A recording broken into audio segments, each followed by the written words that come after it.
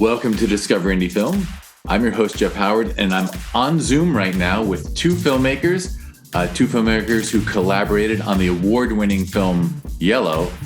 We've got Brian Barnes and Matthew Merenda. Goes by Matt, but I'm just reading. In the credits of the film, you're Matthew, so... My mom would be upset if it wasn't Matthew, so... Really? I do. Yeah. Fascinating. I got an older brother named Matt, and he's whatever. His hue is long gone, but he was born Matthew. But anyhow, these two gentlemen made the film Yellow, which won at the Sherman Oaks Film Festival in November of 2021. Took home the award for outstanding performance by an inanimate object, both for Rubber Duck the actor, which I actually think I didn't say this in the interview. That's the podcast before this one, but. You kind of deserve credit, both of you, as for puppetry in a way. Just for the way you place it and shoot it, I think it actually does count as puppetry. So your puppetry of that rubber duck, as well as David Augustine, the voice actor, combined to create this character. So much praise to you both for your film. Thank you. And this episode of the Discover Indie Film podcast, though, is about the two of you answering the 4 questions, which are favorite films of all time, an underrated film, an overrated film, and a lesser-known film that people should seek out. So I'm going to shut up and let one of you jump into your list, and we'll have fun going over your favorite films and whatnot.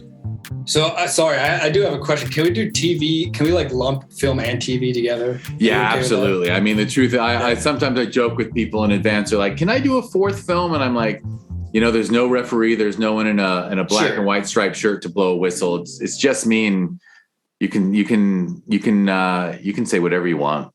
Nice. Do you want to go first, Matt? Do you want me to go? I can go either way. You can go first. I can go first. Do you want to guess what my favorite film is of all time? That'd be a nice trick. How about Matt? Dude, I don't think I could. I got one for you. I got one guess for you. But I think you could probably guess, but I don't know. I mean, yeah, I don't know. Well, here's the thing is that I have a very hard time. I don't really do favorite films because I love so much. So do I. So yeah. I actually only personally wrote down one. And it's not necessarily my favorite film, but it's a film that has stuck with me. For the moment I saw it, was Inside Out, the Pixar movie. I mean, that's a movie, and I mean that in the sense of like I picked that movie because it honestly, I connected emotionally to the lead character so much because it was, about a girl who had moved from Minnesota to some place and essentially had a longing to go back.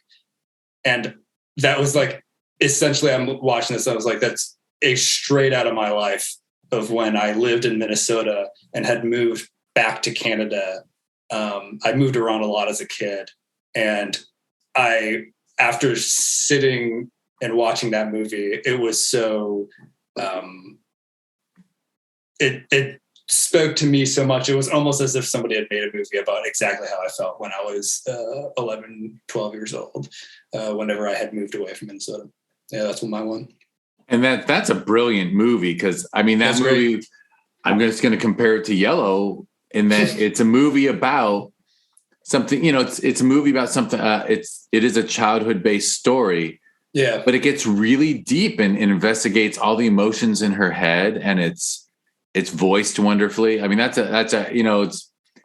it's when you parent a kid, you start to realize that, I don't know how they do it, but the Pixar films are often the best written films of the year. Like every year. Yeah, they're great. You see the Oscar nominees and you're like, I think Moana was better than all that. Yeah.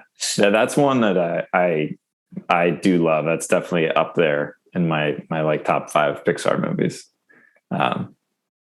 It's most of their movies. It's tough to look. Top 3 favorites is hard to do. It would be hard for me to do my 3 favorite Pixars. Yeah. Oh yeah, yeah. I think I love most Pixar movies when they do come out. That's definitely the one that's always just stuck out to me. Beyond just its creativity of just like the general conceit of the idea, and then also just like the emotional undercurrent of the whole movie. And like a really important lesson. I mean, it really is of value to learn that you shouldn't suppress parts of yourself. Yeah. And that sadness is actually just like an important part of the human experience. It's like not bad, Right. Yeah. It's about how you basically develop an understanding of like melancholy, right? Where it's like, this was happy, but it's tinged with something, I can never get back to that place. It's a memory. It's a feeling. Yeah. And, you have to sort of learn how to live with it and take what you need from it when you need it, and how to, deploy your emotions in a way without sounding like analytical about it. But the movie tries to compartmentalize that kind of stuff to be and like, how to nurture yourself, right? How to nurture.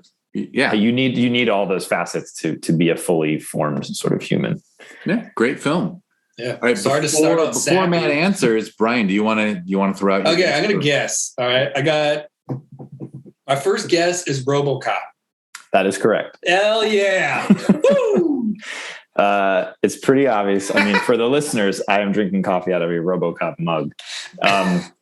RoboCop is my favorite movie ever. I saw it when I was way too young. My dad rented it for me when I was probably 7 or 8. Oh God, 7 or 8? Yeah. My mom was mad at him about it. But what I find so fascinating about that movie is, as a kid, I loved it because it was an action movie. It was science fiction. It was about this robot man, and it was cool. As I got older, I started to recognize the satire in it, and not only the satire, but I find, and it's definitely a movie that I think if you come into, can be viewed as like silly, I think, or over the top, or kind of like very 80s, like hokey and a little bit low budget. But what I love about it is that it's a movie with everything in it, at least for me. It's funny. It has a lot of action. It's dark. It's violent. But there's heart in it. There's like this timeless sort of Frankenstein story. There's a lot of emotion. The music is wonderful. It moves. It's one of those movies that I always cite when I talk about like how everything is pretty bloated today. Like movies are 2.5 hours, 3 hours long, and they say very little. And that movie's 100 minutes and it says so much, and it's very economical. And it's really inventive, and it just has like a lot of like, I don't know. It's a movie that I find evolves with me as I grow up, and I always get something new out of it, even though I've seen it probably 500 times. And I think, again, to what we talked about in the earlier podcast, like speaks to, as a kid, I was like, oh, there's all these cool special effects and stuff in it. And like, that's another thing that like has aged in a way that's charming now. And I don't know. I just think it's a perfect movie. And I always bring it up whenever I have the chance.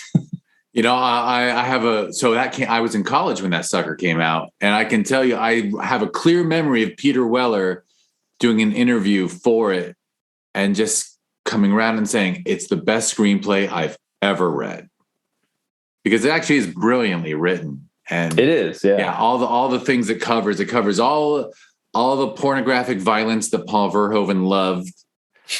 But, it says a lot about order and chaos and how society has to be regulated. I mean, I saw there was a social media post, not to get like too political over it, but like there's a social media post that was like, it's funny how RoboCop came out 30 years ago, and it's about like how corporations basically take over every element of society, and the police force is militarized and like all this stuff. And it's like wild how that was a sci-fi movie that was unrealistic.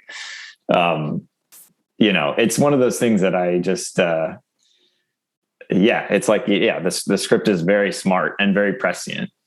And I'm just going to tie it back to your film and mention that your film is about someone who wakes up in a body that's not his own and wants to get back to his previous life. And that's wow. That's in fucking RoboCop, is it not? I did not even make that connection, but holy shit, you're That's absolutely great. right. You made your own RoboCop. Yeah, wow. The two of you made a RoboCop. Again, what can I say? That's not bullshit. That's real. Wow, that's really funny. I just also love that your dad rented it for you, and I think I saw it when must have been after college. I saw RoboCop for the first time, and I closed my eyes during that first scene where like that machine is just kept shooting that guy, right? That's in RoboCop 1, right? Yeah, and it's like, oh my God, it's so violent. It's one of those things like, yeah, as a kid, I was like, whoa, this is extreme. And, you know, like I watched it with my dad and he was like, yeah, you know, I did have a very like strong kind of like grasp on like what's real and what's make-believe. But as a kid, you're like, it's shocking. And then as an adult, you're like, it's still shocking, but then you appreciate the punchline after when someone says, someone call a paramedic. And it's like, that guy's clearly dead. But there's this weird callous humor in it that I really appreciate. I mean, I didn't say it in the previous podcast where we talked about your upbringing and whatnot, but so your dad let you see, or your dad showed you RoboCop at 7 and Taxi Driver at 14. So your dad kicks ass. What can I say? With all my nephews, I like waited till I think so their parents would be mad. Like they weren't allowed to see Fight Club till they were, I think 16. Like I was afraid to show them Fight Club if they were too young and Pulp Fiction if they were too young. But your dad was fearless. I think, yeah, I mean, I just think he had good taste for that kind of stuff. And I think he, you know, like I said about Taxi Driver too, it was like, I felt like that was a little too early for me to get it. And I was definitely like, I don't know if I like this. And I came back to it a few years later and was like, oh, I get what it's doing now. And I think with RoboCop, there's like way more of a childish, playful sense of fun about it, that even though it's violent and dark, like there's still stuff you could enjoy. You know, I'm saying every kid should watch it, but like there's stuff that appeals to a childlike sense in it. And then it just sort of like grows on you. Absolutely. I also love the tagline to that movie. Like, was it part machine, part man, all cop? I'm like, oh God, that's a great tagline. Yeah. Yeah. Oh my God. So funny. All right. The second question is a film that you consider underrated. And I guess Brian went first last time. So Matt, you want to go first with underrated? Sure. I guess jumping back on the Scorsese train, I feel like Bringing Out the Dead is never mentioned when people talk about him as a filmmaker. And it is easily top 3 for me of his movies. I think it's like a culmination of a lot of his stylistic like growth as a filmmaker, and like brings everything together in a way that I find really satisfying. And I just feel like it's never really mentioned when people talk about it. It's always like Goodfellas or even like, you know, Irishman or Casino or Departed. And that one sort of gets lost in the shuffle. And I think part of the problem is it's hard to find. It's like not on Blu-ray. It's not on a lot of streaming services. And I'm not sure why that is, but it's one that I always call out when he comes up in conversation. And it's one of Nicolas Cage's like best, most like insane manic performances, but it's wrapped up in this like really, really intense story. Yeah. The ambulance. Yes. Yeah. He plays an ambulance driver, a paramedic, and it's basically like chronicling over the course of a couple of days of like how insane his partners are and the situation he gets into, and sort of, there's a lot of stuff in it that I think is really, really beautiful and really interesting. For sure. I mean, I got to say, I love it when Scorsese gets away from the well beaten to death crime genres and organized crime genre. I understand why he goes to that well, because he's good at it and the pay is good. But I feel like his creativity comes out more when he, you know, hits comedy for a minute or does something else. Mm-hmm. Totally. I'll have to check it out. I've never actually even heard of it. Oh, you got it. There you go. That's why it's underrated. Yeah. I mean, it came out during that time. I know it wasn't as commercially successful at the time, so maybe, but like that's when Nicolas Cage had not gone insane yet. Like Nicolas Cage was the man when that movie came out.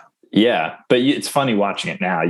You're like, oh, you're channeling your, like, I can see shades of your performance in Mandy here. It's just like it's not fully unleashed yet. That's too well. 1999. I just looked it up. That was not recent. Damn. Yeah. All right. Well, Brian, you want to give us? Yep. I'm gonna go for a TV show on this one. I don't know if it's underrated, but like I feel like it is. It is season 1 of American Vandal. Have you seen it, Jeff? I know Matt has. I watched season 1 and 2. I think it's art. I think it's beautiful, and I'm with you. I think some people thought it was hilarious, but yeah, I'm with you. I think American Vandal was. Yeah, like for me, like a lot. Like I guess when I spoke with people, a lot of people were like, "Yeah, it's funny, like dick joke."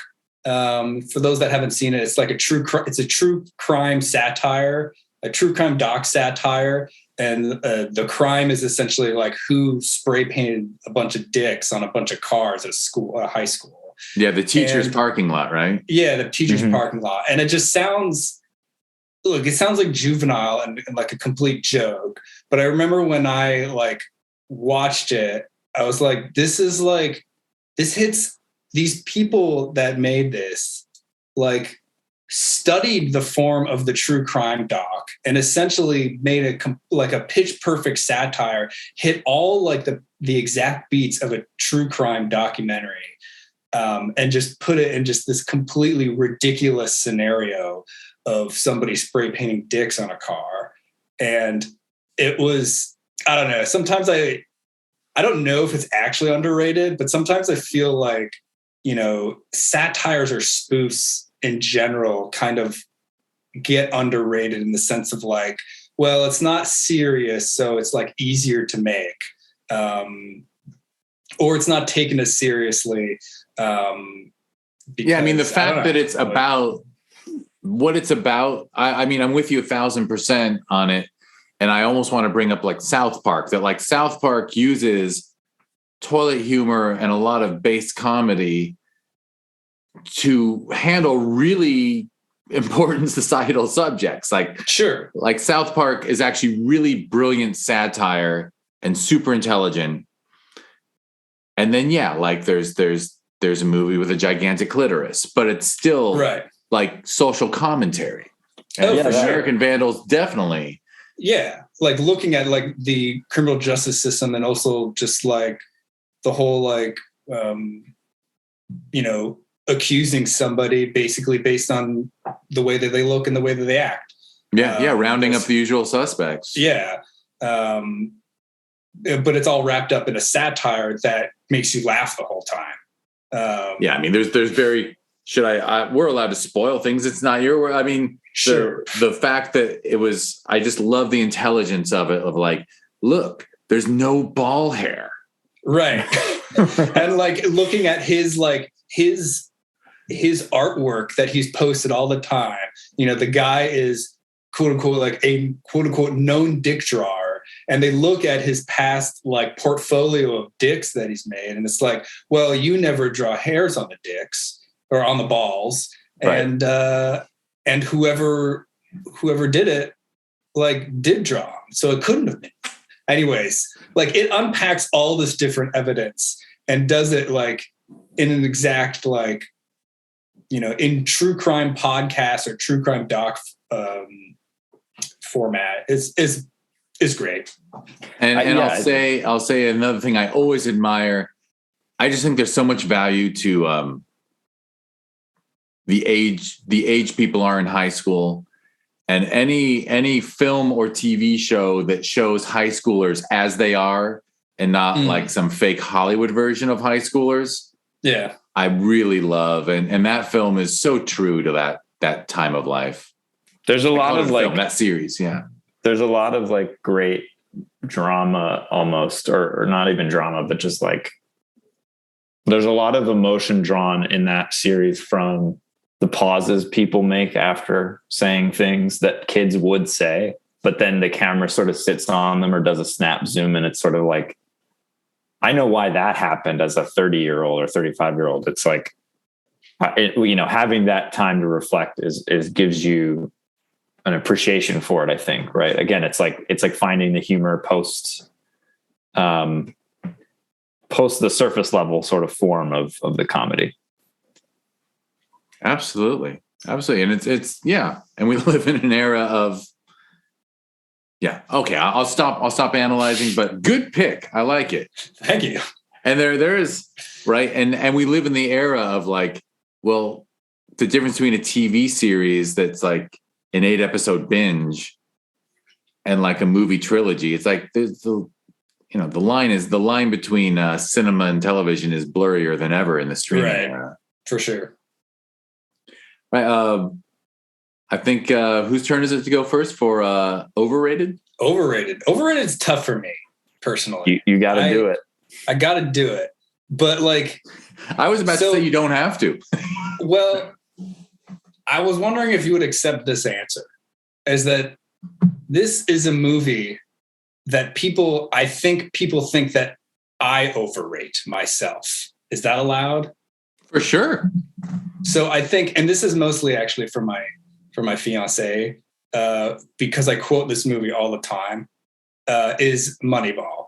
Now, Moneyball, I think, is an incredible movie. And once I start talking about Moneyball, I won't going to do it in this podcast, but I'll just start quoting Moneyball all the time, and it just becomes nonsense. But like, my fiance has numerous times been like, this movie is not that great. It's a good movie, but it does not warrant the amount of like quoting that you do all the time about Moneyball. From Moneyball. I don't think I knew that you felt that way about it, Brian, because I think it is inexplicably, I say this as a joke sometimes, but I kind of mean it whenever it comes up. I'm like, it's the best American movie ever made. Because it is like a weird, effortless, like comfort movie that just sort of drifts by, but has everything you want. And I completely actually agree. I don't think that's an interesting way to put it. Well, and we live in the era of big data, and Moneyball really was, I mean, both the book and then the movie based on it was sort of introducing to the rest of us, this is what's happening with data now. Data is this idea that human intuition means anything is, I love the way those old baseball guys get burned in that movie. Yeah. Oh yeah. It doesn't really fully reckon with the consequences in a negative sense, but I don't know. I just find it very, very affable of a movie. Yeah. I might be stretching here, but I almost see it as a bit of a takedown of the patriarchy too, because it's looking at, wise old men and telling them, you actually don't know what you're talking about. Mm-hmm. Your gut instincts are nothing. Here's the data to prove it. Yeah. I mean, it is Brad Pitt and Jonah Hill who are also white dudes doing it. But yes, I get what you're saying. Young white dudes bringing down old white dudes, which is yeah. For me, the biggest part of the movie that I connected with, that I also, it probably feeds, why people think I overrate it, is that sometimes I think, this was years ago. Maybe less now. I think less now. I don't know. But sometimes I'm like, you know what? My work should thinks of me like this. Like, I'm an underrated, I'm the misfit toy that they're getting for a cheap deal. And I should be paid $5 million, but they're only giving me 2,500, not 2,000, 250,000 or whatever K a year. I don't know, makes you suddenly feel like, you know what? I'm just like an underrated baseball player too. I jokingly tell myself that all the time. There's a fun aspect of it though, to me. That's just like, it's about finding the worth in people, in an industry, you know, because it is an industry that isn't interested in finding it. Right. And how that can pay off if you're looking in the right place, how it can pay off. But yeah. And it's you know, my knowledge of it may not be totally down, but it was like a turn of like, I think it led to movies like Don't Look Up. Mm. You know what I mean? Seen like, Don't Look Up yet. yeah, I haven't seen it either. Oh, yeah. Well, anyhow. I'm sorry. But I'm definitely on the watch list. I do have a movie I think is overrated. Okay, hit us. Excellent. Casablanca. Oh, okay. It's a hot take. That's a big. That's a bold one. Yeah. Okay. Well done. All right, allowed to defend yourself. I just think it's overrated because I think there are so many other better movies from that era that it overshadows. That are better at standing the test of time. I think when you watch it now, it's like, yeah, there's a bunch of great scenes and quotable lines in it, but the story is actually kind of wonky, and there's a better movie in there, a better story in there. I think every time I watch it, I'm like, I wish they had not done this long flashback thing, right, to establish the romance. I wish they had not done this or that. And it's one of those movies I'm like, this is good, but it's like, I think it gets a little bit too much praise over some other films. Fair enough. I have to say that's exactly what the question's supposed to be about. You can say it's a good film. I just think people overrate it. Yeah. You make me, I can't tell you the last time I saw it, but I am one of those people who has said, boy, you know, you watch Casablanca compared to other films from the early 40s, and it's the one that's not dated at all. It's just totally. So I'm one of those people that, like, you know, in fact, sometimes I wish I called your film the Citizen Kane of Rubber Duck films. I could have happily called it the Casablanca of Rubber Duck films. And Matt would have been insulted if you did. Yeah, then I would have been like, what the fuck? I'm glad I went with Citizen Kane. No. It's you know, it's one of those, it's a personal thing. It's just like, I think it's fine. But so what other movies would you suggest beyond, like, over Casablanca from that era? Citizen Kane is one that I'm Citizen always Kane, like, right, that's a movie that I think people do say is overrated, and I think is not. I think it is. It is absolutely maybe the most influential movie ever made, and I think it's really great. And I think that's the one. I feel like there is often a comparison between the two for some reason, even though they're very different. And sort of Citizen Kane's a more cerebral, I think, and maybe that's why it appeals to me a lot more. But people do set those two in opposition a lot. And you're right.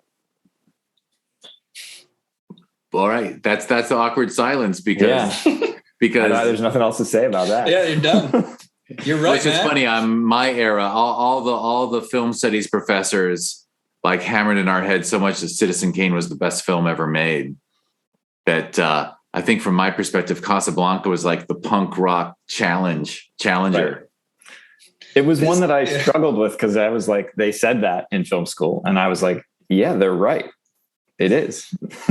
And everyone else was like, and I was like, all right, well, I guess I'm digging my heels in on this. Well done. Well done. All right. Well, you want to wrap us up with something lesser known to seek out? Yeah. There's an older film called Sweet Smell of Success with Burt Lancaster and Tony Curtis that is about a publicist in New York and his sort of lackey who it's one of those movies. It's made in the 50s. It's in black and white, and it is extremely it's funny because our film is a comedy, but I keep going down these dark paths. It's a very mean-spirited film. It's very satirical in a way that's not necessarily funny. But it is phenomenally shot. It's wonderfully written. And it's one of those older films that I think is never mentioned when people talk about classics. I would just advise everyone to seek it out. It's on the Criterion Collection, I think, but it's It's very good. It's very like snappy and fun and watchable in a way that you wouldn't expect an old movie to be. For sure. I haven't seen it, so yeah, I haven't either. I'll have to check it out. And I got to admit, I think Tony Curtis, because he was so physically gorgeous, I think he's vastly underrated. He plays, so yeah, I mean, he was coming off of like Some Like It Hot, known for mainly being a real likable comedian type actor, and he's an absolute scumbag in that movie and is wonderful at it. I find that kind of stuff interesting because it's a lot easier to remember when actors play against type now, but it's not back then because we weren't around. We don't remember what they were known for. And so you lose a little bit of that, but yeah. And I would imagine in the studio system, when you're a contract actor, it was much harder to go against type because there was a studio boss who was just like crunching the numbers and saying, all right, I'm going to put Tony opposite a beautiful woman again. Yeah. Yeah. All right. Brian. All right. I'm going to do a TV show. Again, I apologize. I'm going to do the show Joe Pera Talks with You. Good. And I don't know. I don't think it's a particularly well-known TV series. The biggest reason I know it is that Matt and I went to school with Joe Pera. He's a hilarious comedian, and he's done really well for himself. And it's on HBO, I believe. I believe you can watch it on HBO Max. Yeah, HBO Max or Adult Swim, but it's an Adult Swim TV show. And if you don't know Joe Pera, like his comedic style is like, for me, really refreshing. And that he's kind of like a 30-something. He's more like, the easiest way to describe him, which isn't perfect to me, is that like he's a grandpa in a 30-something-year-old body. And basically Joe Pera Talks with You is kind of like, it's a series of, each episode is kind of like an instructional video in a sense, where Joe Pera will talk to you about something. So he'll talk to you about going to the grocery store, and he lays out, I mean, it's super funny in the way he does. I'm not going to do it justice, but he just lays out how he would go through a grocery store in an incredibly comedic way. And another thing that's so refreshing about it is that sometimes I feel it stands out so much because like a lot of comedies, at least a lot of comedies that I see, could not be watching everything, but he, like, a lot of comedies feel like they like chugged a Red Bull like right before they started and are like super fast, and it's all about the jokes and how many jokes can you fit in to like a minute, every minute. Whereas Joe Pera is like he could talk you to sleep. And that's kind of his whole shtick, and that's why he's funny, that he talks so slowly. I'm not going to do it justice because I can't even do a good Joe Pera impersonation, but I would highly seek that out. I strongly second that recommendation. Yeah. It's very funny. I'll watch it. We're always looking for a new binge, and I'm a huge Adult Swim fan. Yeah, I think the Adult Swim stuff on HBO Max is some of my favorite stuff, incling some of the Red Bull stuff. I mean, sure. I like that stuff. Yeah. I worship at the altar of Eric Andre. Yeah. Sure. But on Adult Swim, but I also love Nathan For You. Nathan For You. Yeah. Like low key, smart comedy. Yeah. I mean, Rick and Morty is really fun. I mean, that feels like they chug a Red Bull before going in, but I love that show too. Oh yeah. Joe Pera is an antidote to that if you need one. And it's like really funny in that, like, it is a very wholesome comedy that is on Adult Swim, which weirdly, if you think about it, is actually very subversive to be on Adult Swim and be actually like a PG rating. That's very subversive. Yeah. So it's very wholesome. Yeah, it's a show that like I was like, you know what, Mom, I'm watching a show that you might like, Dad, and you too, Dad. Like, it's a wholesome show with not many swear words, if at all. That is rare when you have something you enjoy that you can recommend to your parents. To your parents. Yeah. It's an unusual and special thing. All right. Well, I think that wraps us up. Yeah. Thanks so much, Jeff. Thank you both, Brian and Matt. I'll say your full names, Brian Barnes and Matt Merenda. Yeah, you got it. Tricky, man. I know, right? Because my eyes are blurry. But their film Yellow, you should try to check out somehow. You can learn about it if you just go to Instagram and go to @RubberDuckTheActor. Hopefully people will fill it every time it's in a festival and find it wherever it ends up. I will wrap up the podcast by mentioning, so the podcast has a TV series that was born out of it. So if you want to learn about the podcast and or the TV series, go to discoverindiefilm.com. On Instagram and Facebook and Twitter, it's @DIFwins. And like and subscribe, be kind, give reviews, give 5 stars to everyone you meet. I don't guess if you hate a TV show, don't give it 5 stars, but help out the world. We now live on Yelp planet, so what can I say? Giving 5 stars is helpful. Yellow actually won awards at the Sherman Oaks Film Festival in November, and that festival, you can learn more about it if you go to ShermanOaksFF.com, and it's @ShermanOaksF on social media. And there's a sister festival that we hold every June called Film Invasion Los Angeles, FilmInvasionLA.com, and @FilmInvasionLA on social media. And I think that's what I'm supposed to mention. All good. And thank you again, Brian and Matt. Yeah, thank you, Jeff. Yeah, thank you. And thank you, everyone, for listening.